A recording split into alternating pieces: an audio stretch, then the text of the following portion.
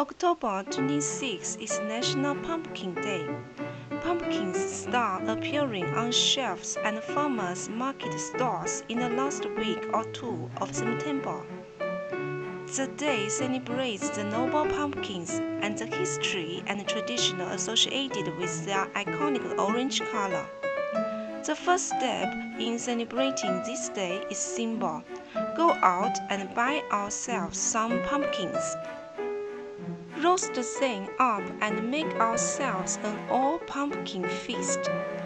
Pumpkin soup, pumpkin bread, pumpkin cake, pumpkin muffins, and a warm cup of pumpkin spice coffee for dessert.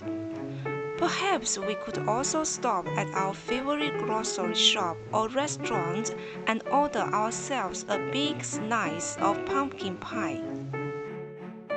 This is a painting we've done with oil pastels for this special day. Wish you a great National Pumpkin Day. Cheers!